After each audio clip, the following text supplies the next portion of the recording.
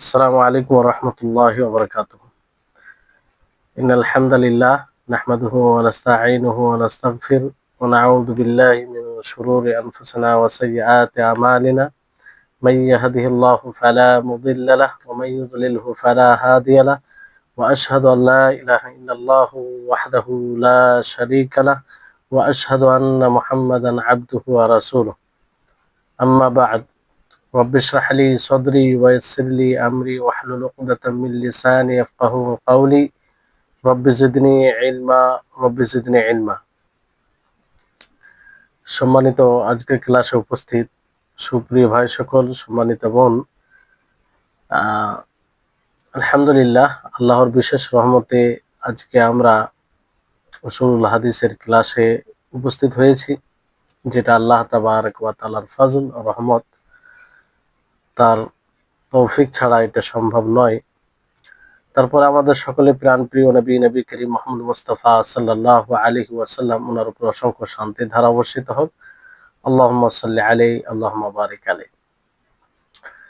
তা আমাদের পূর্বের ক্লাসে চলমান বিষয় ছিল যে ওয়াজুল হাদিসের কারণ, কি কি কারণে মানুষ হাদিস বানিয়েছে। বিষয়টি গুরুত্বপূর্ণ, পূর্বের ক্লাসেও আপনাদের নিকটে স্পষ্ট করা হয়েছে। তার মধ্যে একটি কারণ আমরা জেনেছিলাম যে মানুষ কিছু সুফি টাইপের লোক, কিংবা যাদেরকে মানুষ বড় আবিদ বলে জানতো, ভালো বলে দিনদার বলে জানতো, তারা হাদিস রচনা করে মানুষকে বলতো। তাদের উদ্দেশ্য থাকতো যাতে মানুষ শরীয়তের নিকটে আসে, মানুষকে আগ্রহী করত, আর এর দ্বারা তারা মূলত আল্লাহ তাআলার নৈকট্য লাভ করার উদ্দেশ্য থাকতো তাদের। আর এটা সবচেয়ে নিকৃষ্ট মানে কারণ, আর সবচেয়ে বেশি ক্ষতি করেছে এরা। কারণ মানুষ এদেরকে ভালো মানুষ বলে জানতো, এদের উপরে ভরসা করত, যেহেতু দিনদার ছিল। মানুষ কল্পনায় করতে পারেনি যে এরা এইভাবে মিথ্যা কথা বলবে রাসূলের নামে। এই জন্য তাদের কোনো সময় এই ধারণা যায়নি, যা কথা বলেছে তারা সেটা গ্রহণ করেছে সাধারণ মানুষ। ফলে এদের দ্বারা ক্ষতি খুব হয়েছে, এদের দ্বারা ক্ষতি খুব হয়েছে। তো এটা একটা কারণ ছিল, যেটা ব্যক্ত করা হয়েছে আপনাদের নিকটে। এবার আসুন দ্বিতীয় কারণ যেটি রয়েছে, যে কারণে তারা হাদিস রচনা করেছে, সে দ্বিতীয় কারণ হচ্ছে আত-তাযাল্লুফু ইলা তাবাকাতিল হাকিমা বিওয়াদঈ মা ইউয়াফিকু আহওয়াআহুম। শাসকদের চাটকারিতা করার জন্য এমন হাদিস তারা রচনা করত যেটা তাদের প্রবৃত্তির অনুযায়ী হতো। মানে শাসক যেটা চাইতো, শাসক যেটা পছন্দ করত, সেই অনুযায়ী তারা হাদিস রচনা করত, যাতে শাসক হোক বাদশাহ হোক, তারা খুশি হয়, খুশিতে তাদের কথা শুনে, এরকম বিষয় ছিল। কাকিসাতে গিয়াস বিন ইব্রাহিম আন-নাখঈ আল-কুফি মা আমিরুল মুমিনিন আল-মাহদি আল-আব্বাসি। যেমন গিয়াস ইবনে ইব্রাহিম আন-নাখঈর কিসসা, ঘটনা আমিরুল মুমিনিন এর সাথে ঘটেছিল, যে সে গিয়াস ইবনে ইব্রাহিম আমিরুল মুমিনিন মাহদি ওনার নিকটে আসে। ওয়া কানা ইউহিব্বুল হামামা ওয়া ইয়ালআবু বিহি। আর আমিরুল মুমিনিন মাহদি তিনি কবুতর কে পছন্দ করতেন, আর তা দ্বারা খেলাকে পছন্দ করতেন। ফাইদা কুদ্দামাহু হামাম, আর ওনার সামনে ছিল কবুতর। ফাকাল হাদাসানা, তখন সে গিয়াস ইবনে ইব্রাহিম তাকে খুশি করার জন্য, আনন্দিত করার জন্য একটি হাদিস রচনা করে বলে ফেলল।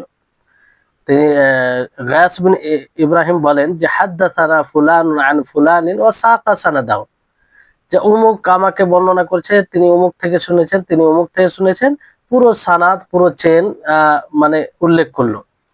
তারপর বলল ইন্নান নাবিয়্যা ক্বালা, নবী সাল্লাল্লাহু আলাইহি সাল্লাম বলেন, লা সাবাকা ইল্লা ফি নাসলিন আও খুফফিন আও হাফিরিন আও জানাহিন।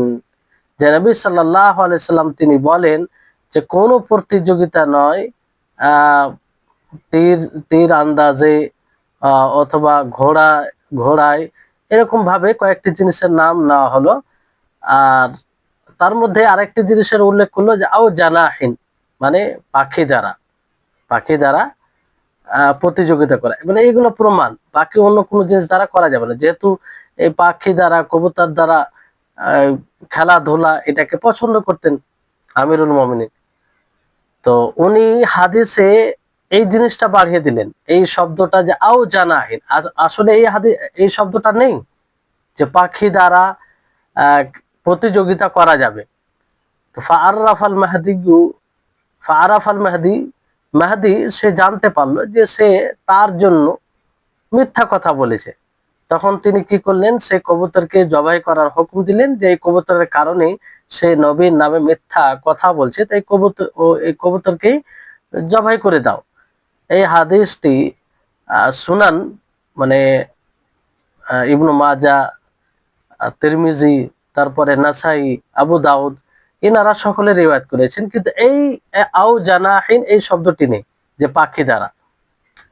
তো এই উদ্দেশ্যে অনেকেই কি করেছেন, শাসকদের চাটুকারিতা করতে গিয়ে হাদিস রচনা করেছে। 3 নম্বর বিষয় হচ্ছে, আগে অর্থ শুনে নিন ভালো করে, যে ইফসাদুদ্দিন আলা আহলিহি, দিনকে বিনষ্ট করার জন্য। কারণ সরাসরি ইসলামের প্রতি বিদ্বেষ করলে, শত্রুতা পোষণ করলে, প্রকাশ করলে তো মানুষ তাকে পছন্দ করবে না, কিংবা তার কাম মানে সম্পূর্ণ করে দিবে।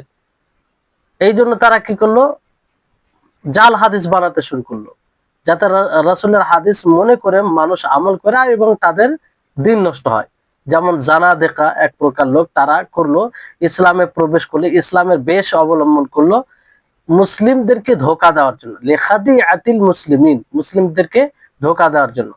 যেমন বায়ান ইবনে সামআন আল্লাযী ক্বালা বিউলুহিয়াতি আলী ইবনে আবি তালিব। বায়ান ইবনে সামআন এই ব্যক্তি কি বলে, বলে যে আলী ইবনে আবি তালিব নাউযুবিল্লাহ তিনি ইলাহ, তিনি মাবুদ। ফাকাতালাহু খালিদ ইবনে আব্দুল্লাহ আল কাসরি ওয়া আহরাকাহু, ফলে খালিদ বিন আব্দুল্লাহ এই বায়ান ইবনে সামআনকে হত্যা করে এবং তাকে জ্বালিয়ে দেয় এই কথা বলার জন্য। কারণ এটা তো সবচেয়ে বড় শিরক, আল্লাহ ব্যতীত অন্য কাউকে মাবুদ বলা, ইলাহ বলা। তো এটা একটা কারণ ছিল, দিনকে বিনষ্ট করা, দিনকে নষ্ট করা, ইসলামের বেশ অবলম্বন করে। চতুর্থ কারণ হচ্ছে আত-তাকাসসুব ওয়াল ইরতিজাক বিমা ইয়াদাউ মিনাল আখবার, মানে ইনকাম করার জন্য, নিজের বাজারকে গরম করার জন্য, মশহুর হওয়ার জন্য এইগুলো করতো। মানে অথেন্টিক কথা বলতে গেলে মানুষ একটু ওই রকম পছন্দ করে না, কিন্তু বিরল কথা যদি নিয়ে আসা যায় মানুষের সমাবেশে, আর অলৌকিক কিছু কথা, তো এর জন্য তো হাদিসের সাহারা নিয়ে হবে না। এই চাহিদায়, এই উদ্দেশ্যে বক্তব্য দিতে গেলে কিছু বানিয়ে কথা বলতে হবে। ফলে যেগুলো কাসাসিন ছিল, মানে যারা কাহিনী বলতো, বক্তা, জনপ্রিয় বক্তা ছিল, আর সে চাইতো যে আমার ডিমান্ড মানুষের মধ্যে বাড়ুক, মানুষের হৃদয়ে আমার চাহিদা বৃদ্ধি হোক, এই জন্য তারা বানিয়ে বানিয়ে কথা বলতো, আর সেই কথার নিসবত রাসূলের দিকে করে দিত। তো এই যে কাসাসিন, যারা ব্যবসায়িক বক্তা, শুধু আজকে ক্ষতিকর নয়, এটা পূর্বে থেকে বড় ক্ষতি করে আসছে। এই যে জাল হাদিস তৈরি করাতে এদেরও একটা বড় ভূমিকা আছে। মানে অনেক হাদিস তারা রচনা করে নিজের কথাকে রাসূলের দিকে নিসবত করে দিয়েছেন, যে রাসূল সাল্লাল্লাহু আলাইহি সাল্লাম বলেছেন। কারণ তারা জানে রাসূলের নামে কোনো হাদিস বললে মানুষ গ্রহণ করবে, মানুষ এটাকে দিন হিসাবে নিবে, ফলে তারা এটা মানে করবে। তো এটা একটা কারণ ছিল, যে আহ কামাই করা, ইনকাম করা উদ্দেশ্য। আর পঞ্চম কারণ হচ্ছে আল ইন্তিসার লির রাই, নিজের মতের সমর্থন করা, নিজের মতের সমর্থনে একটি তার মত, কারো মত রয়েছে, তার মত যেন শক্তিশালী হয়, মানুষ গ্রহণ করে, ফলে ওই মতের সমর্থনে একটি হাদিস বানিয়ে দিল, একটি কথা নবীর নামে প্রচার করে দিল, তার একটি সানাদ বানিয়ে দিল, অমুক থেকে অমুক, অমুক থেকে অমুক রিওয়ায়াত করেছে, নবী সাল্লাল্লাহু আলাইহি সাল্লাম বলেছেন। আর এটা কিন্তু তার মত। তো এই জন্য অনেক মানুষ হাদিস রচনা করেছেন। আর ষষ্ঠম কারণ হচ্ছে আল ইগরাবু লিকাসদিল ইশতিহার, মানে মশহুর হওয়ার জন্য, পপুলার হওয়ার জন্য। হ্যাঁ, এইভাবেই করেছে। এবার আসুন এখানে আপনাদের একটু আরো বিস্তারিত জানার চেষ্টা করি যে শাসকদের চাটুকারিতা করতে গিয়ে হাদিস রচনা করেছে, এইরকম একটা একটা উদাহরণস্বরূপ এটা দেওয়া হয়েছে। এটা উদাহরণস্বরূপ দেওয়া হয়েছে যে ওই গিয়াস ইবনে ইব্রাহিম সে কি করলো, মাহাদির কাছে যাওয়া মাত্র সে দেখলো কবুতর নিয়ে খেলা করছে, আর সে জানে যে সেই আমিরুল মুমিনিন মাহাদি তিনি কবুতরকে ভালোবাসেন, ফলে তিনার পক্ষে তিনি যেন আনন্দিত হয়, ভালো ভাবে আরো খেলতে আরম্ভ করে, তার প্রতি খুশি হয় এবং তাকে হাদিয়া দেয়, কিছু দেয়। এই উদ্দেশ্যে একটি শব্দ বাড়িয়ে দিল, আও জানাহিন। আও জানাহিন, জানা শব্দের অর্থ হচ্ছে ডানা। তো ডানা বলে এখানে পাখি উদ্দেশ্য, পাখি উদ্দেশ্য, আর কবুতর পাখির মধ্যে আসে। এইভাবে হাদিস রচনা করে তাকে খুশি করতে চেয়েছিল, তাকে খুশি করতে চেয়েছিল। তো এইরকম ভাবে আপনার যে কারণগুলি বলা হলো এই ধরনের, তাহলে এবার বলুন এসব কারণগুলো যদি মানুষের জানা থাকে, মানুষের জ্ঞানে থাকে, কখনো বলবে না যে হাদিস আবার জয়ীফ কেমন করে হয়, আর হাদিস আবার জাল হাদিস হয় কি করে হয়, এগুলো বলবে না। কিন্তু এই প্রেক্ষাপটগুলো না জানার কারণে এমনটা হয়ে থাকে। এটা প্রচুর হারে আপনার যে বিশেষ করে চাটুকারিতা এগুলো করার জন্য অনেক ওই সময় মানুষ কি করেছে, হাদিস রচনা করেছে। দিনকে নষ্ট করার জন্য আকীদাই বলেন, আমলে বলেন, যেখানে যেরকম ভাবে তারা সুযোগ পেয়েছে, কারণ তাদের উদ্দেশ্যই ইসলামে দীক্ষিত হওয়ার, বাহ্যিকভাবে ইসলামের ক্ষতি করা, ইসলামকে যারা ফলো করে, ইসলামকে যারা মেনে চলে তাদের ক্ষতি করা। এই জন্য কি করলো, তারা রসুলের নামে নানা প্রকারের হাদিস রচনা করতে শুরু করলো, নিজের কথা, বানাওয়াটি কথা, তা সেটা নিসবত রসুলের দিকে নিসবত করে মানে প্রচার প্রসার শুরু করলো। ফলে অনেক মানুষ যারা গভীর জ্ঞানের নয়, সাধারণ মানুষ, তারা এগুলোকে হাদিস মনে করে আমল করতে শুরু করলো। কিন্তু আল্লাহ তাবারক ওয়া তাআলা দ্বীনের হেফাজতে যেহেতু দায়িত্ব, আল্লাহ তাআলা দায়িত্বে, আল্লাহ তাআলা তো নিজে বলেছেন যে আমি কোরআনকে নাজিল করেছি, কোরআনের হেফাজতের দায়িত্ব আমার। তো কোরআনের হেফাজতের দায়িত্ব মানে দিনের, পুরো দিনের হেফাজতের দায়িত্ব আল্লাহ তাবারক ওয়া তাআলা এই জিম্মা নিয়েছে। এটা হতেই পারে না যে এক জাল কথা, মানব রচিত কথা, না নবীর কথা, না আল্লাহ তাআলার পক্ষ থেকে, আর সেটা দিনের অংশ হয়ে থাকবে, এটা কোনোদিন নয়। এই জন্য আল্লাহ তাবারক ওয়া তাআলা কিছু বিচক্ষণ সাহাবী থেকে নিয়ে তাবেঈ, পরবর্তী কিয়ামত পর্যন্ত এরকম মানুষকে আল্লাহ তাআলা তৈরি করেছেন, মেধা শক্তি দিয়েছেন, যে তারা একদম খালিসকে বাতিল থেকে, মানে হককে বাতিল থেকে বিচ্ছিন্ন করেছে। তারা দেখেই বুঝে নেবে, একটা হাদিসের মাতন শুনেই বুঝে নেয় তারা যে এই হাদিসটি রাসূলের না অন্য কারো। এইরকম তাদেরকে আল্লাহ তাআলা মেধা শক্তি দিয়েছে। এই জন্য পৃথিবীর মধ্যে সবচেয়ে যদি জটিল সাবজেক্ট কিংবা বিষয় হয়, এই হাদিসের যাচাই বাছাই পড়লে বুঝতে পারবেন, রেজাল্ট শাস্ত্রের বিষয়গুলো এবং জারাহ তাদিলের এক একটা সূক্ষ্ম বিষয় আছে, একটু এদিক ওদিক হলে আপনার বড় ভুল করে ফেলবেন।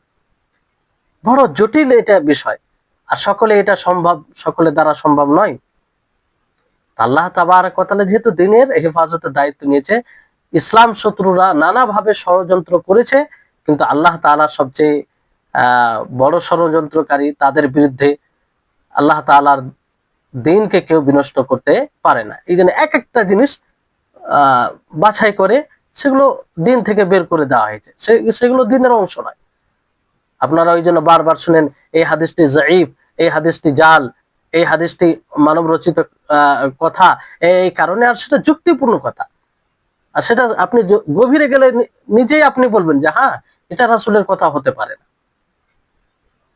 জি, তারপরে আপনার যে ইনকামের জন্য, কামাই করার জন্য অনেক মানুষ ব্যবসায়ী ছিল, সে ব্যবসা, কোনো জিনিসের ব্যবসা করে, তো ওই তার ওই ব্যবসার ফজিলতে একটা হাদিস বানিয়ে দিল, যাতে মানুষ তার সামান কিংবা জিনিস ক্রয় করে। এইরকম ভাবে মানুষ এই দিনকে ব্যবহার করেছে, হাদিসের নামে সব নিজের স্বার্থকে অবলম্বন করার চেষ্টা, নিজের স্বার্থকে অর্জন করার চেষ্টা করেছে। তো বলুন, হাদিসকে যাচাই বাছাই করতে হবে না? সব রকম হাদিস গ্রহণ করলে তা আপনি দিনের অংশ ভেবে অনেক কথাই, মানুষের কথায় আমল করবেন, যেটা দিনের অংশ নয়। আর সেটা ওইভাবে যদি আমল করেন, তাতে বরবাদি এবং ক্ষতি ছাড়া কিছু নেই। অনেকেই আছে যে কিছু বিক্রি করতে গিয়ে বললো যে এটা যে খাবে সে জান্নাতে যাবে,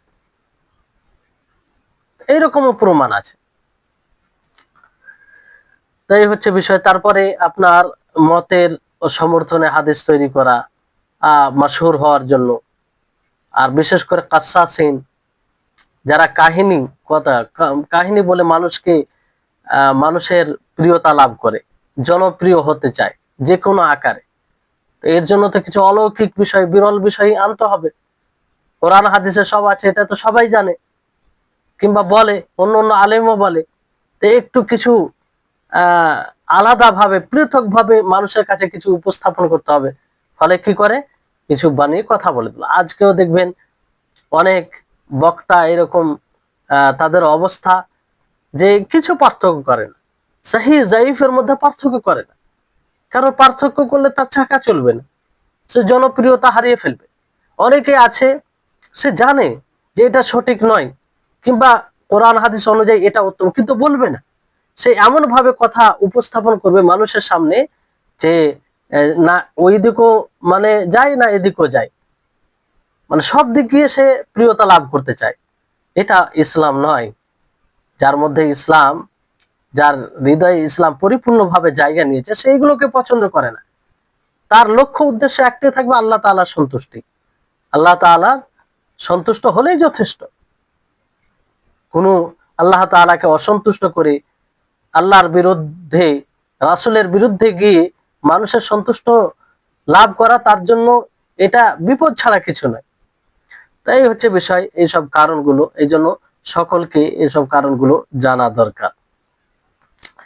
তারপরে বিষয় রয়েছে যে মা ইউরাফু বিহিল ওয়াদউ, কিসের দ্বারা জাল হাদিস চিনবেন, জাল হাদিস চিনার উপায় কি, জাল হাদিস এটা কিভাবে, কেমন ভাবে চিনতে পারবেন। এখানে বলা হচ্ছে ইউরাফুল ওয়াদউ বিআশিয়া মিনহা, জাল হাদিস আপনি চিনতে পারবেন কিছু বিষয় দ্বারা, যেগুলো এই বিষয়ে তারা পারদর্শী, তারা উল্লেখ করেছেন। যে একটা হচ্ছে ইতিরাফুল ওয়াজিই বিফিলিহি যালিকা, যে হাদিস রচনা করেছে সে নিজেই ব্যক্ত করবে, নিজেই স্বীকার করবে যে হ্যাঁ আমি এই জাল হাদিস রচনা করেছি, কিংবা আমি নিজে বানিয়ে বলেছি, রাসূলের দিকে নিসবত করেছি। তাহলে এটা দ্বারা স্পষ্ট হবে যে এটি জাল হাদিস। যেমন কামা তারাফা নূহ ইবনু আবি মারইয়াম আল মাযকুরু আনিফান, যেমন নূহ ইবনে আবি মারিয়াম সে স্বীকার করেছে, যে যেমন উপরে বলা হয়েছে, ওয়া মাইসার বিন আব্দুর রাব্বিহ আল ফারসি, সেও স্বীকার করেছে, সে বলে আন্নাহু ওয়াদাআ ৭০ হাদিসান ফি ফাদলি আলী রাদিয়াল্লাহু আনহু, সে ৭০টি হাদিস কার ব্যাপারে রচনা করেছে, আলী রাদিয়াল্লাহু তাআলা আনহুর ফজিলতে। রাসূল বলেনি, কোন সানাদ বিশুদ্ধ সূত্র কিছুই নেই তার, আলী রাদিয়াল্লাহু তাআলা আনহুর ফজিলতে ৭০টি হাদিস নিজে সে স্বীকার করে। তো বলুন, নিজে যদি স্বীকার করে কেউ এরকম থাকে, অনেকে আছে যে স্বীকার করেন, কেউ কি সহজে এটা বলবে? ব্যতিক্রম কিছু লোক নিজে বলেছে যে হ্যাঁ আমি এই ধরনের কাজ করেছি, তাহলে এইভাবে একটা জানা যায় এটা জাল হাদিস। তারপরে দ্বিতীয় যেটা বিষয়, যা যা দ্বারা বোঝা যায় যে আইয়াকুন আল মারবি মুখালিফান লিল হিসসি গায়রু কাবিলিত তাবিলি, যে মারবি, যেটা রিওয়ায়াত করা হয়েছে, সেটা মানে রিওয়ায়াত বর্ণিত বিষয় সেটা ইন্দ্রিয় বিরুদ্ধে যাবে, মানে অনুভূতি এর মানে একটা অনুভব করা, অনুভাবনীয় বিষয়ের বিরুদ্ধে হবে, যেটার কোনোভাবেই বোঝানো সম্ভব নয়। যেমন একটি হাদিস আছে, জাল হাদিস, যে আন্না সাফিনাতা নূহিন তাফাত বিল বাইতি ওয়া সাল্লাত খালফাল মাকামি রাকাতাইন, যে নূহ আলাইহিস সালামের সাফিনা, নৌকা, সে বাইতুল্লাহর তাওয়াফ করে। কার তাওয়াফ করে? বাইতুল্লাহর। ওয়া সাল্লাত খালফাল মাকামি, আর মাকামে ইব্রাহিমের পিছনে নামাজ পড়ে, রাকাতাইন, দুই রাকাত। ইমাম যাহাবী মিজানে আব্দুর রহমান বিন যায়েদ বিন আসলাম, তিনি তার পিতা হতে এবং তিনি তার দাদা হতে বর্ণনা করে, আর এটি যায়ীফ, বরং জাল হাদিস। তো এই হচ্ছে বিষয়, এটা কোনো তাবিল, কোনো বোঝানো সম্ভব নাই, বোঝানো সম্ভব নাই।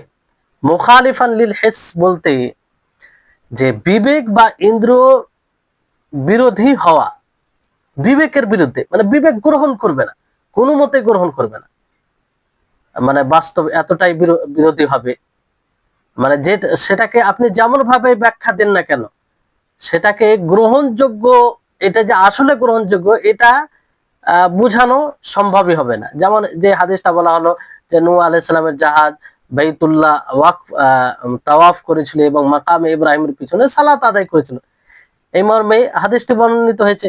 কিন্তু জাহাজের পক্ষে তাওয়াফ করা কি সম্ভব? মাকামে ইব্রাহিমের নামাজ পড়া কি তার সম্ভব? এটা বিবেকও আসে না, আর যুক্তিপূর্ণ নয়। কোনভাবে আপনি ব্যাখ্যা দিবেন? যেভাবে ব্যাখ্যা দিবেন এটা সম্ভব নয় যে এটা বাস্তব। তো এই ধরনের হাদিস এরকম ভাবে একটু বোঝা যায় যে এটা জাল হাদিস। তবে এটা আম ভাবে নেওয়া যেতে পারে না যে যে হাদিস বিবেক বিরুদ্ধে যাবে সেটা গ্রহণ করা যাবে না, এটা নয়। আসলে পুরো বিষয়টি নির্ভর করে সানাদের উপরে। যদি সানাদ বিশুদ্ধ হয়, মাতনের যেগুলো নীতিমালা আছে সেই অনুযায়ী ঠিক হয়, তাহলে বিবেকের বিরুদ্ধে গেলেও সেটা গ্রহণ করতে হবে। কারণ শরীয়তে, ইসলামিয়াতে অনেক অসংখ্য জিনিস আছে যেগুলো আমাদের বিবেক অ্যাকসেপ্ট করে না, মানে বিবেক ওই পর্যন্ত পৌঁছাতে পারে না। তারপর আমাদেরকে ঈমান আনতে হবে, ঈমান আনতে হবে। আমরা আদিষ্ট ঈমান আনার উপরে, এটা আল্লাহ তাআলার পরীক্ষা। কারণ আল্লাহ তাআলা আমাদেরকে ব্রেন সীমিত দিয়েছেন, তার একটা সীমা আছে, সে সীমার অতিরিক্ত বুঝতে পারে না, সেই অনুযায়ী সে বুঝে এবং যাচাই বাছাই করে, তার উপরে সে যেতে পারে না। এই জন্য শরীয়তে ইসলামিয়াতে যদি এমন কিছু বিষয় প্রমাণিত হয় বিশুদ্ধ সূত্র দ্বারা, মতনের দিক দিয়ে, সানাদের দিক দিয়ে সবকিছু ক্লিয়ার থাকে, আর সেটা আমাদের বিবেক বিরোধী হয়, তারপরও সেটা গ্রহণ করতে হবে। এখানে বিষয় যে এই হাদিসটি বলা হলো সেটা বিবেক বিরুদ্ধে যাচ্ছে এবং তার সানাদও ঠিক নয়, তার সানাদও ঠিক নয়, বিশুদ্ধ সূত্র দ্বারা প্রমাণিত নয়, ফলে ফলে সেটা গ্রহণ করা যাবে না। কিন্তু বিবেক বিরুদ্ধে যদি যায়, সেটা যতই মানে হোক, আশ্চর্যজনক হোক, কিংবা আমাদের বিবেক কবুল না করুক, কিন্তু সেটা যদি সঠিক বিশুদ্ধ সূত্র দ্বারা প্রমাণিত হয়, তো আমাদেরকে গ্রহণ করতে হবে। যেমন মেরাজের ঘটনা, মেরাজের ঘটনা কোনো বিবেক এটা কি গ্রহণ করতে পারে? বিবেক বলতে বাস্তব জীবনের ক্ষেত্রে এটা, বাকি আমাদের বিবেকেও তো কিন্তু একটা কথা বলবে যে আল্লাহ তাআলা তিনি খালিক, তিনি মালিক, তিনি ইচ্ছা করলে সবই সম্ভব। এটা বিবেকের দাবি যে বিবেক এটা গ্রহণ করবে, বুঝতে পারলেন? এখানে বাস্তব জিনিসকে কেন্দ্র করে এরকম বিষয়টা বোঝানো হচ্ছে। আল্লাহ তাআলা আমাদেরকে সৃষ্টি করেছেন, এতগুলো নিখুঁত ভাবে সৃষ্টি করেছেন, তা আমাদের বিবেক কি বলে? যে আল্লাহ তাআলা করালে সবকিছু সম্ভব, কি সম্ভব নয়? মেরাজের ঘটনা এগুলো আপনারা জানেন। তারপরে এটা বিশুদ্ধ হাদিস দ্বারা প্রমাণিত, এর উপরে ঈমান আনতে হবে। যদি আপনি ঈমান না আনেন তাহলে আপনার ঈমান ধ্বংস হয়ে যাবে, ঈমান বিলুপ্ত হয়ে যাবেন আপনি। তো এটা আম ভাবে বলা যাবে না এইভাবে। তারপরে দ্বিতীয় কারণ, জাল হাদিস, জয়ীফ হাদিস হওয়ার দ্বিতীয় একটি কারণ যে হাদিস বানিয়ে বলা, আর তার কয়েকটি কারণ বলা হলো। এবার দ্বিতীয় কারণ জয়ীফ হওয়ার, সেটা হচ্ছে মিথ্যার দোষে অভিযুক্ত। মিথ্যার দোষে অভিযুক্ত। আর তোহমাতু বিল কাযিবি, মিথ্যার দোষে অভিযুক্ত। এটা কেমন? লেখক রাহিমাহুল্লাহ বলেন, ওয়াযালিকা আন ইউরাফুর রাবি বিল কাযিবি ফি কালামিহি মা'আন নাস আও আন ইয়ানফারিদা বিমা ইউখালিফুল কাওয়াইদ আল মা'লুমা মিন আদ-দ্বীন বিদ-দারুরা। এটা জানা যায় যে রাবি বর্ণনাকারী সে মানুষের সাথে কথা বলতে গিয়ে মিথ্যা বলে, এটা জানা যায় তার সম্পর্কে। মানুষের সাথে কথা বলতে গিয়ে মিথ্যা বলে, সরাসরি রাসূলের উপরে মিথ্যা বলে না, মিথ্যা বলে না, কিন্তু মানুষের সাথে যখন কথা বলে তখন মিথ্যা বলে। অথবা সে এমন কিছু বিষয় রেওয়ায়াত করতে গিয়ে পৃথক হয়ে যায়, আলাদা হয়ে যায়, ভিন্নতা অবলম্বন করে, যেটা দ্বীনের সুস্পষ্ট নীতিমালার বিরুদ্ধে যায়, দ্বীনের সুস্পষ্ট নীতিমালার বিরুদ্ধে যায়। তো এটা থেকে বোঝা যাবে কি, সে মানে দুর্বল হাদিস, জাইফ হাদিস এটা। আর এইরকম হাদিসকে, এইরকম রাবি কোন হাদিসকে বর্ণনা করলে সেই হাদিসে কি নাম রাখা যায়? ওয়ায়ুসাম্মা খাবারুল মুত্তাহাম বিল কাযিবি আল মাতরুম, আল মাতরুক। যে মানুষের সাথে মিথ্যা বলে কিংবা দ্বীনের সুস্পষ্ট জরুরি নীতিমালার, জ্ঞাত নীতিমালার বিরুদ্ধে যায়, তার রিওয়ায়াত এরকম কথা বলে কিংবা এরকম রিওয়ায়াত করে, তাহলে এই ধরনের রাবির রিওয়ায়াতকে কি বলা হয়? মাতরুক বলা হয়। কি বলা হয়? মাতরুক। এর হাদিস হচ্ছে, তার উদাহরণ সমূহের মধ্যে আহাদিসু সাদাকাতুদ দাকিকি আন ফারকাদিন আন সামুরাতা আন আবি বকর রাদিয়াল্লাহু আনহু। সাদাকা দাকিকি ফারকাদ থেকে বর্ণিত, ফারকাদ সামুরা থেকে বর্ণনা করছেন, তিনি আবু বকর রাদিয়াল্লাহু তাআলা আনহু থেকে বর্ণনা করছেন। তো এটা আসলে এখানে আমর বিন শামর তিনি জাবির আল জুফি হারিস আলী বিন আবি তালিব থেকে বর্ণনা করে। যাই হোক, এখানে বিষয়টা হচ্ছে যে সরাসরি রাসূলের উপরে মিথ্যা কথা না বললে মানুষের সাথে মিথ্যা কথা বলবে। আর তুহমা বিল কাযিব, এটা অর্থ। তো রাবি রাসূল সাল্লাল্লাহু আলাইহি ওয়াসাল্লামের নামে মিথ্যা বলেছেন বলে কোনো প্রমাণ পাওয়া যায় না, মানে রাসূলের নামে সরাসরি মিথ্যা বলেছেন এইভাবে কোনো প্রমাণ পাওয়া যাবে না। তবে তিনি ব্যক্তিগত জীবনে কারোর সাথে কথা বলতে গিয়ে মিথ্যা কথা বলে, এটা প্রমাণ পাওয়া যায়।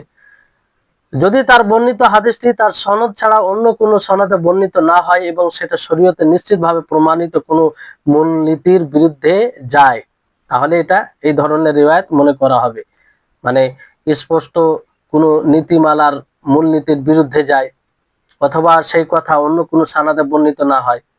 তো এই ধরনের রিওয়ায়াতের হুকুম কি? হাদিসের জাল হাদিসের পরে মিথ্যার অভিযুক্ত রাবের হাদিস সবচেয়ে দুর্বল, একদম যায়ীফুন জিদ্দান, প্রবল ভাবে দুর্বল রিওয়ায়াত মনে করা যাবে। এখানে একটি উল্লেখ্য বিষয় যে মুহাদ্দিসিন কিরাম মিথ্যার অভিযোগে অভিযুক্ত রাবিকে মাতরুকুল হাদিস বলে থাকেন। মানে এইরকম রাবির রিওয়ায়াতকে কি বলেন? মাতরুকুল হাদিস। এবং তার বর্ণিত হাদিসকে হাদিসুন যায়ীফুন জিদ্দান বলে থাকেন। তার বর্ণিত হাদিসকে কি বলে থাকেন? হাদিসুন যায়ীফুন জিদ্দান। তো মাতরুক শব্দটি রাবির বিশেষণ, আর যায়ীফুন জিদ্দান শব্দটি বর্ণিত হাদিসের বিশেষণ। মানে মাতরুক যখন বলা হবে তখন এটা হবে রাবির বিশেষণ, রাবির বর্ণনাকারী। আর যায়ীফুন জিদ্দান যখন বলা হবে তখন বর্ণিত হাদিসের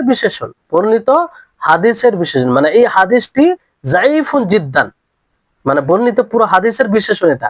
আর শুধু মাতরুক বলা হবে তখন রাবি বর্ণনাকারীর ক্ষেত্রে বর্ণনাকারীর এটা বিশেষণ হবে। জি। তারপরে এখানে তৃতীয়, চতুর্থ, পঞ্চম কারণ তুলে ধরা হয়েছে। السبب الثالث والرابع والخامس فحش غلط الراوي وكثرة غفلته وفسقه بما لم يبلغ الكفر। একটা হচ্ছে রাবির অতিমাত্রায় ভুল হওয়া, অত্যাধিক অমনোযোগী থাকা এবং এমন পাপাচারিতা যা কুফর পর্যন্ত পৌঁছায় না। তো এখানে এই জন্য সকলকে পূর্বে বলেছিলাম যে 10টি যে কারণ আছে সেটা যেন ঠোঁটস্থ হয়, আপনাদের মুখস্থ থাকে, বলতে পারেন যে সেই 10টি কি কি কারণ। কারণ সেই 10টি কারণ ঠোঁটস্থ থাকলে, মুখস্থ থাকলে সুবিধা হবে আপনাদের বুঝতে। তো ফাহশু গালাতির রাবি কাসরাতু গাফলাতি ফিসকুহু বিমা লাম ইয়াবলুগিল কুফর, অতিমাত্রায় ভুল রাবির আর অমনোযোগী থাকা, তারপরে তার পাপাচারিতা এমন এতটা হওয়া যে কুফর পর্যন্ত পৌঁছাবে না কিন্তু অধিক মাত্রায় হবে। তো এই ধরনের রাবির বর্ণনাকারী রিওয়ায়াতকে কি বলা হয়? মুনকার বলা হয়। এখানেও মুনকার বলা হয়। আর এই মুনকার ওই সব বর্ণনাকারীদের ওইসব ওইসব ওইসব উসুলবিদদের নিকটে যারা মুনকার রিওয়ায়াত মনে করে, যে মুনকার রিওয়ায়াতে দুর্বল রাবি সেকা রাবির বিরোধিতা করবে, দুর্বল রাবি নির্ভরযোগ্য রাবির বিরোধিতা করবে, তাদের নিকটে এই ধরনের খবরকেও মুনকার বলা হয়। যে জাইফ রাবি, দুর্বল রাবির দুর্বল রাবি সেকা রাবি গ্রহণযোগ্য রাবির বিরোধিতা করবে। এর উদাহরণ এখানে দেওয়া হয়েছে যে মা রাওয়াহু নাসাই ওয়া ইবনে মাজাহ মিন তারিক আবি জাকির ইয়াহইয়া বিন মুহাম্মদ বিন কায়েস আন হিশাম ইবনে উরওয়া আন আবিহি আন আয়েশা রাদিয়াল্লাহু আনহা মারফুআন কুলুল বালহা বিত-তামরি ফাইন্না ইবনা আদম ইযা আকালাহু গাদিবা আশ-শাইতান। তো এটি হচ্ছে হাদিস। এখানে এবারে ক্বালা নাসাই এই হাদিসের ব্যাপারে বলেন হাদা হাদিসুন মুনকারুন, এই হাদিসটি মুনকার। কেন? তাফাররাদা বিহি আবু জুকাইর ইয়াহইয়া ইবনে মুহাম্মদ ওয়া হুয়া শাইখুন সালিহুন। এখানে একাকী হয়েছে আবু জুকাইর ইয়াহইয়া বিন মুহাম্মদ, গায়র আন্নাহু লাম ইয়াবলুগ মাবলাগা মা ইকবালু তাফাররুদু, যে সে এমন এক বর্ণনাকারী যে অনেক পাপাচারিতায় জড়িত ছিল।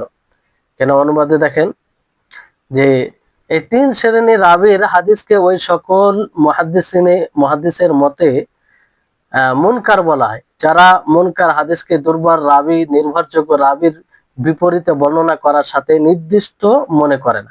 মানে মুনকার এটা কাদের নিকটে বলা হয়? এখানে এটা স্পষ্ট, যারা মুনকার হাদিসকে দুর্বল রাবি নির্ভরযোগ্য রাবির বিপরীতে বর্ণনা করার সাথে নির্দিষ্ট মনে করে। যারা মুনকার বলতে এটা নির্দিষ্ট করে যে দুর্বল রাবি নির্ভরযোগ্য রাবির বিরুদ্ধে বর্ণনা করবে, এটার সাথে নির্দিষ্ট করে, তাদের জন্য এই ধরনের এই 3 প্রকারের বর্ণনাকারী রিওয়ায়াতকে মুনকার বলে। এর উদাহরণ ইমাম নাসাই এবং ইমাম ইবনু মাজাহ আবু জুবাইর ইয়াহইয়া ইবনু মুহাম্মদ ইবনু কায়েস এর সনদে তিনি হিশাম ইবনু উরওয়া থেকে, তিনি তার পিতা থেকে, তিনি আয়েশা রাদিয়াল্লাহু তাআলা আনহা থেকে মারফু সূত্রে বর্ণনা করে যে তোমরা শুকনো খেজুরের সাথে কাঁচা খেজুর মিশিয়ে খাও, মানে যেটা হাদিস বলা হলো আপনাদেরকে। কেননা আদম সন্তান যখন এভাবে খায় তখন শয়তান তাতে রাগান্বিত হয়। ইমাম নাসাই বলে এটি মুনকার হাদিস। আবু জুকাইর ইয়াহইয়া ইবনু মুহাম্মদ একাকী বর্ণনা করেছেন, এখানে একাকী বর্ণনা করেছেন। তিনি শাইখুন সালিহুন, মানে মোটামুটি চলনযোগ্য মুহাদ্দিস, কিন্তু যাদের একাকী বর্ণনা গ্রহণ করা হয় তিনি তাদের স্তরে পৌঁছাতে পারেন। এবার একাকী রিওয়ায়াত তারই গ্রহণ করা হবে যে সে মোটামুটি ওই পর্যায়ে পৌঁছাতে হবে, আর ইনি ওই পর্যায়ে পৌঁছাননি, ফলে এই হাদিসটিকে মুনকার বলেছেন ইমাম নাসাই রাহিমাহুল্লাহ। কি বলেছে? ইমাম নাসাই মুনকার বলেছেন। তো খবরে মুনকার মানে এক প্রকারের খবরে মুনকার আপনাদের নিকটে স্পষ্ট হলো যে এই আলোচনা অনুযায়ী এর সংজ্ঞা এইভাবে দিতে পারেন যে মা রাওয়াহু দাঈফু মুখালিফান লিসসিকা, যে দুর্বল রাবি নির্ভরযোগ্য রাবির বিপরীতে যে হাদিস বর্ণনা করবে সেটাই মুনকার। আর 2 যেটা পড়েছেন যে এই হাদিস এই আলোচনা অনুযায়ী এই সংজ্ঞাটা দিতে পারে। আর আরেকটি মানে পূর্বের যেখানে পড়েছেন মানে মুনকার, এই দুটি সংজ্ঞা সম্পর্কে আমরা অবগত হলাম, মানে দুটো সংজ্ঞা আমরা জানতে পারলাম। পূর্বের যতগুলো ক্লাস হয়েছে মুনকার ব্যাপারে কথা এসেছে সেই হিসাবে, যে একটা হচ্ছে যে দুর্বল রাবি নির্ভরযোগ্য রাবির মুখালিফ রিওয়ায়াত করবে, তো এটা একটা মুনকার। আর আরেকটি মুনকার এই অধ্যায়ে যেটা পড়লেন, মানে এই এতে 3 প্রকার রাবি, যে অতিমাত্রায় যে ভুল করবে, যে অমনোযোগী হবে, আর যে যে যার পাপাচারিতা খুব হবে কিন্তু সে মানে কুফর পর্যন্ত পৌঁছাবে না। তো এই 3 ধরনের রাবির রিওয়ায়াতকেও মুনকার বলা হয়। তাহলে 2 রকমের মুনকার আশা করি আপনারা বুঝতে পারলেন। তো এই 3 প্রকার হাদিসের হুকম মাতরুক, এর পরে সবচেয়ে দুর্বল হাদিস হলো মুনকার। মানে মাতরুক উপরে পড়লেন, মাতরুক কাকে বলে? মাতরুক কাকে বলে? যে মুত্তাহাম বিল কাযিব, যার ব্যাপারে এটা থাকবে যে মানুষের সাথে সে মিথ্যা কথা বলেছে কিংবা দ্বীনের সুস্পষ্ট মূলনীতির বিরুদ্ধে রিওয়ায়াত করেছে, তো সেটা মুনকার। তো তার চেয়ে নিচে হলো এই মুনকার হাদিস, যে মুনকার এখন আপনারা পড়লেন। তো মুহাদ্দিসগণ একে যায়ীফুন জিদ্দান মধ্যে গণ্য করেছেন। এটাও যায়ীফুন জিদ্দান, যায়ীফুন জিদ্দান। জি, আশা করি আপনারা বুঝতে পারছেন। তো তারপরে 6 নম্বর কারণ, ওয়াহমুর রাবি, রাবির সংশয়, রাবির সংশয়, বর্ণনাকারী সংশয়। ওয়াহুয়া আন ইয়ারবি আল হাদিসু আলা সাবিলিত তাহুম, আর রাবির সংশয় বলতে যে বর্ণনা করবে সংশয়ের উপরে, সংশয়ে বর্ণনা করবে। মানে কেমন সংশয়? যে মারফু কে মাওকুফ বানিয়ে দিবে, এরকম বিষয়। যেমন আল ওয়াহামু কামা ইয়াকাউ ফিস সানাদ, যেমন সানাদে ওয়াহাম হয়, সানাদে কি হয়? সংশয় হয়। বিরাফি মাওকুফিন আও ওয়াসলি মুনকাতি, যে মাওকুফ হাদিসকে মারফু বানিয়ে দিবে। মাওকুফ হাদিস সাহাবী থেকে যেটা বর্ণনা হবে সেটা মাওকুফ, তো সেটাকে মারফু বানিয়ে দিবে। অথবা মুনকাতে হাদিসকে মৌসুল বানিয়ে দিবে। তো মৌসুল মুত্তাসিল, মুনকাতে বলতে যেটা সানাদ বিচ্ছিন্ন হবে, আর সেটাকে মানে পুরো মুত্তাসিল বানিয়ে দিবে বলতে অবিচ্ছিন্ন বানিয়ে দিবে। তো এটা ওয়াহামের কারণে, সংশয়ের কারণে, সে নিশ্চিত নয় যে এটা মারফু না মাওকুফ, এটা মুত্তাসিল না মুনকাতে। অনুরূপ ভাবে মাতানো হয় হাদিসের কথাই হয় ইয়াকাউ ফিল মাতন বি ইদখালি হাদিস ফি হাদিসিন আখার, যে একটি হাদিসে অন্য হাদিসের শব্দ ঢুকিয়ে বর্ণনা করবে, অথচ যেটা সে অনুপ্রবেশ করেছে সেটা ওই হাদিসের অংশ নয়। তো এরকম ভাবে ওয়াহাম হয়। ওয়াল ওয়াহামু ইয়াকুনু কাদিহান, আর ওয়াহাম এটা বাধা হয়, যেমন ইলাল বিল ইরসাল, মানে ইরসাল করে ইল্লাত, তো দোষ হয়। ওয়া গায়রু কাদিহিন, আর কখনো এটা কাদিহিন বা হয় না। কাদে বলতে এখানে দেখেন, ওয়াহাম কখনো কখনো ত্রুটিযুক্ত হয়, যেমন মুরসাল হাদিসকে মৌসুল করার ব্যাপারে সংশয়। আবার কখনো কখনো ত্রুটিযুক্ত হয় না, যেমন সনদের রাবিদের কারো নামের ব্যাপারে রাবির সংশয়। সংশয় কখনো ত্রুটিযুক্ত হয় আর কখনো ত্রুটিযুক্ত হয় না, ত্রুটিযুক্ত হয় আর কখনো হয় না। মানে এই সংশয় কখনো ত্রুটিযুক্ত হয় আবার কখনো হয় না। তারপর যেমন, আর এই ব্যাপারে জাবতা কি? জাবতা হচ্ছে এটা যে আন্নাল খাবারা লা ইয়াখলু, খবর 2 অবস্থা থেকে খালি হবে না, মানে 2 অবস্থার মধ্যে কোনো একটা অবস্থা হবে। ইম্মা ইয়াকুনা ফারদান, হয়তো সেটি ফারদ হবে, আও ইয়াকুনু লাহু আকসারু মিন তারিকিন, অথবা তার একাধিক তুরুক হবে, দুটোর মধ্যে একটা হবে। ফাল আউয়াল ইয়ালজামু মিনাল কাদহি ফি সানাদি আল কাদহু ফি মাতনিহি ওয়া বিল আকস, প্রথম হচ্ছে যদি সানাদে ত্রুটি হয় তাহলে মতনেও ত্রুটি হবে। সানাদে ত্রুটি হলে মাতনেও ত্রুটি হবে। আর তার বিপরীত বলা হয়েছে যে মাতনে ত্রুটি হলে সানাদেও ত্রুটি হবে। আর দ্বিতীয় হচ্ছে লা ইয়ালজামু মিনাল কাদহি ফি আহাদিহিমা আল কাদহ ফিল আখার, দুটির মধ্যে একটিতে ত্রুটি হওয়া মানে এটা নয় যে অন্যটা তো ত্রুটি হবে। অর্থাৎ মানে যদি সানাদ একাধিক তুরুক হয়, একাধিক যদি তুরুক হয় তাহলে জরুরি নয় যে একটি বিষয়ে মতনে ত্রুটি হলে সানাদে ত্রুটি হবে, কিংবা সানাদে ত্রুটি হলে মতন ত্রুটি হবে। যদি একাধিক তুরুক হয় আর যদি একটাই তারিখ ফরদ হয় তাহলে এখানে মাতনে ত্রুটি হলে সানাদে ত্রুটি হবে, সানাদে ত্রুটি হলে মাতন ত্রুটি হবে। তাহলে এই বিষয়টি ভালো করে বুঝবে। ওয়া ইউসাম্মাল খাবারুল ওয়াকি ফিহি আল ওয়াহাম, আর যে খবরে ওয়াহাম হয় তাকে বলা হয় আল মুআল ওয়াল মুআল্লাল। আল মুআল্লাল ওয়া হুয়া মিন আগমাজি উলুমিল হাদিস লা ইয়াদরুকু ইল্লা মান রাযাকাহু আল্লাহু যিহনান সাকিবান ওয়া ইত্তিলাআন ওয়াসিআন বিমারাতিবির রুয়াতি ওয়া বিল মুতুন। আর এটা উলুমে হাদিসের সবচেয়ে কঠিন বিষয়। আর এই বিষয়টিকে একমাত্র সেই ব্যক্তি জানতে পারে যাকে আল্লাহ তাআলা প্রখর মেধা শক্তি দিয়েছেন, খুব বিচক্ষণ আর প্রশস্ত জ্ঞান রাখে, রাবীদের স্তর সম্পর্কে, রাবীদের ব্যাপারে, বর্ণনাকারীদের ব্যাপারে, মুতুনের ব্যাপারে সব রকম যে জ্ঞান রাখে, সেই এই বিষয়টি বুঝতে পারে। আর সব কেউ বুঝতে পারে না, এমনকি যারা এই বিষয়ে আছে তারাও যে সবাই বুঝে তা নয়। যারা বিশেষভাবে এই বিষয়ে পারদর্শী একদম, তারা এই বিষয়টিকে ধরতে পারে। তো এখানে সংশয় কখন ত্রুটি যুক্তি হয় আর কখন হয় না, তার মূলনীতি ব্যাপারে কি বলা হলো যে বর্ণিত হাদিস হয়তো এক সনদ বিশিষ্ট হবে। দেখেন আবার বোঝার চেষ্টা করেন বিষয়টি, যে বর্ণিত হাদিস হয় এক সনদ বিশিষ্ট হবে,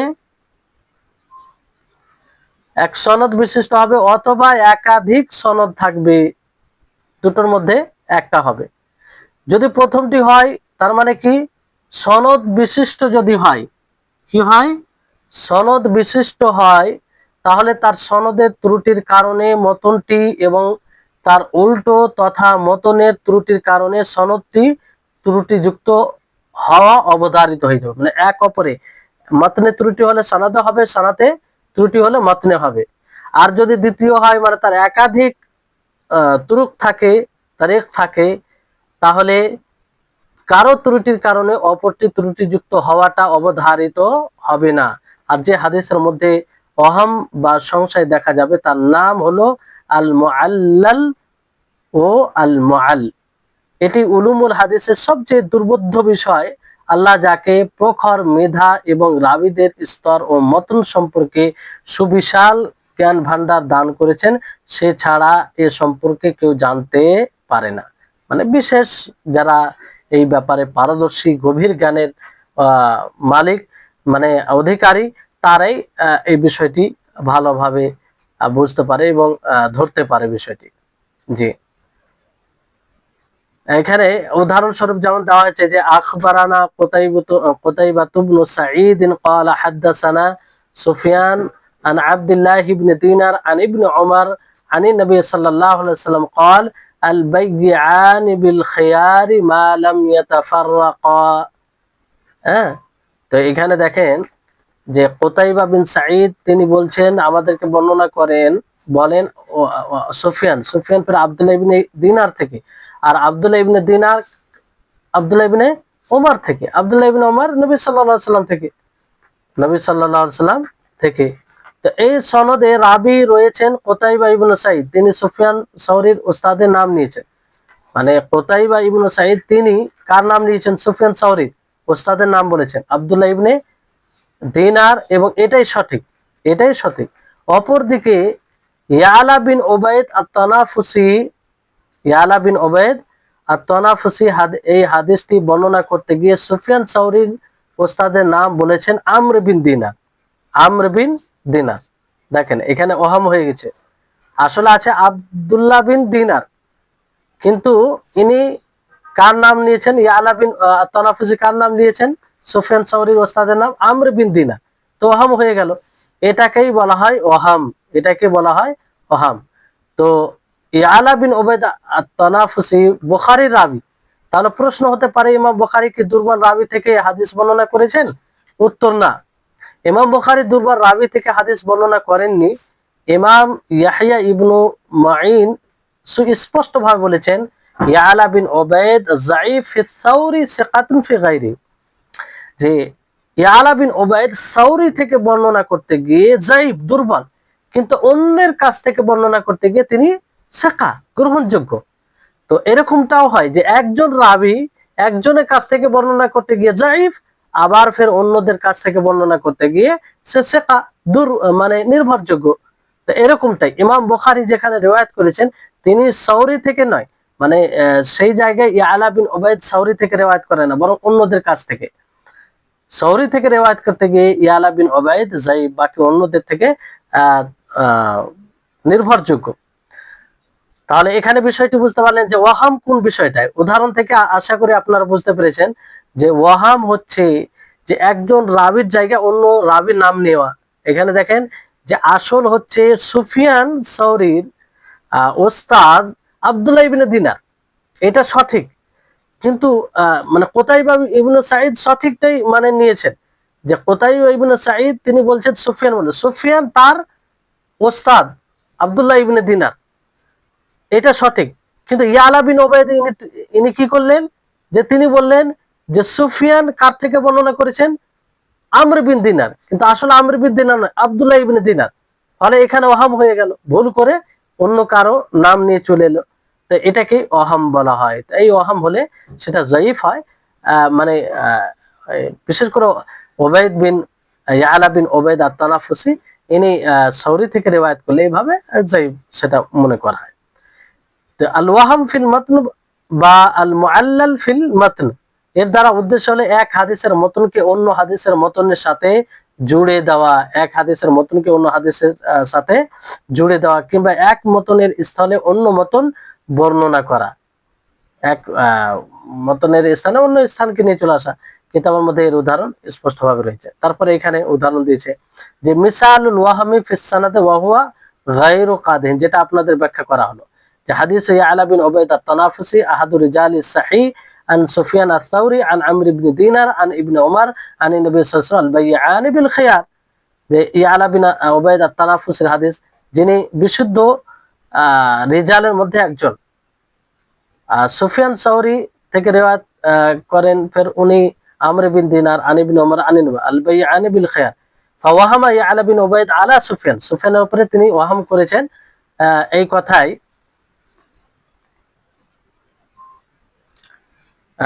ওহাম করেছেন এই কথাই যে আমর বিন দিনার।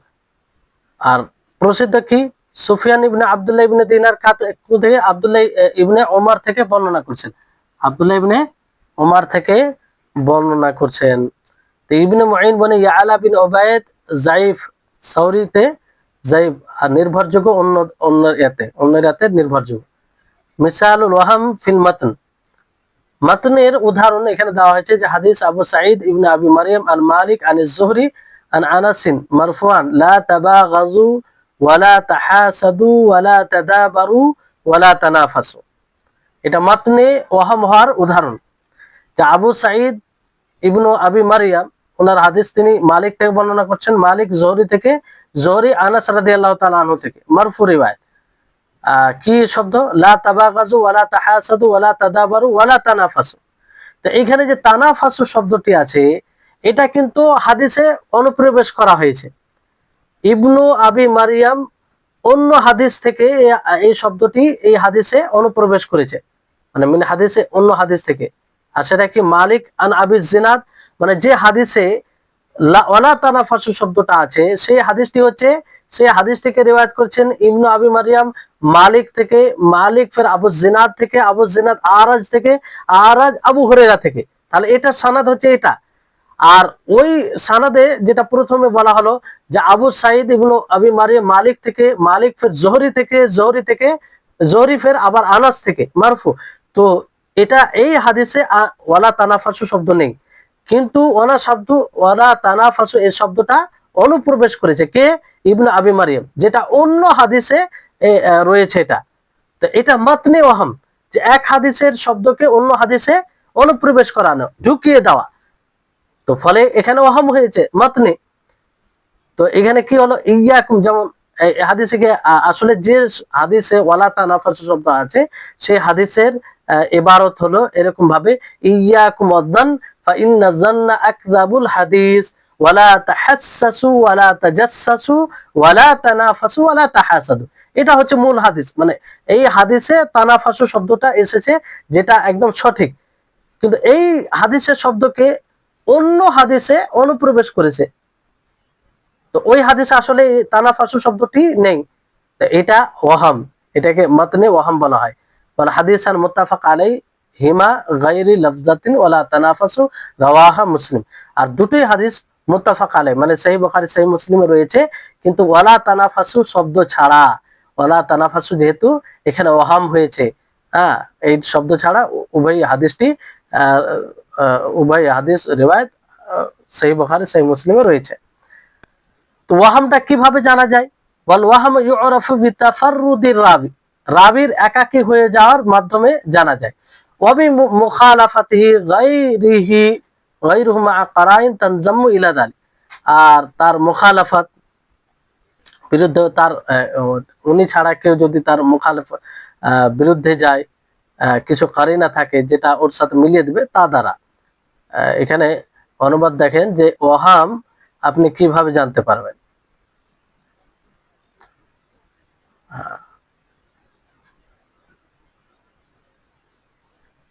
হ্যাঁ, একটা মহাম হচ্ছে তা জানা যাবে হাদিসের সবগুলো সনদ একত্রিত করে উপরে। হ্যাঁ, রাবির একক হওয়ার মাধ্যমে, রাবির একক হওয়ার মাধ্যমে। দুই হচ্ছে অন্য রাবির বৈপরীত্য বিরোধিতা করার মাধ্যমে, অন্য রাবির বিরোধিতা করবে। এই দুটি পদ্ধতিতে জানা যাবে যে ওহাম হয়েছে কিংবা হয়নি। সেই সাথে বিশেষ কিছু বৈশিষ্ট্য থাকবে যা এই দুই প্রকারের সাথে যুক্ত থাকবে, দুই প্রকার সাথে যুক্ত থাকবে।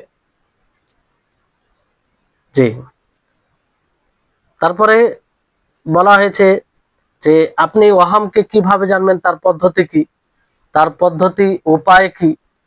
একটা হচ্ছে জামউ তুরুকুল হাদিস, হাদিসের যতগুলো তুরুক আছে সবগুলোকে একত্রিত করবেন, সবগুলোকে কি করবেন? একত্রিত করবেন। একত্রিত করে ওয়াহাম জানা সম্ভব হবে। তারপরে কি করতে হবে? ওয়ান-নাযরু ফি ইখতিলাফি রুয়াতি ফি যাবতি ওয়াল ইতকানে। তারপর দেখতে হবে রাবি গুণের বর্ণনাকারীদের জব্ত এবং সংরক্ষণে এবং ইতকানে তাদের কিরকম কি আছে, এই অবস্থাটা দেখতে হবে।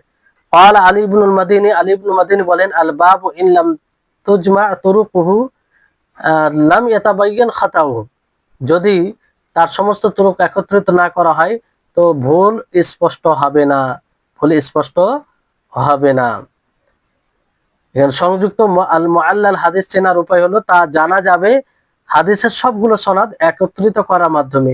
দ্বিতীয় হচ্ছে সংরক্ষণ ও ধৃঢ়তার ক্ষেত্রে, সংরক্ষণ ও ধৃঢ়তার ক্ষেত্রে রাবীদের তারতম্যের বিবেচনা করার মাধ্যমে, যে কে কতটা, কার মধ্যে ইতকান রয়েছে, ধৃঢ়তা রয়েছে এবং জব্দ কতটা রয়েছে, এটা জানার মাধ্যমে। আলী ইবনে মাদিনী বলেন যে অধ্যায় যদি হাদিসের সনদ সমূহ একত্রিত না করা হয় তাহলে তার ভুলগুলো স্পষ্ট হবে না, মানে এটা মূল, সবগুলো সানাদ একত্রিত করতে হবে, তাছাড়া এটা সম্ভব নয়, এটা সম্ভব নয়।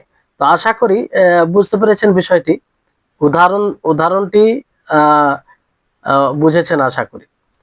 এবার এখানে বলা যায় সপ্তম কারণ মুখালাফাতুর রাবি লিসসিকাত, যে একজন বর্ণনাকারীর বিরোধিতা করা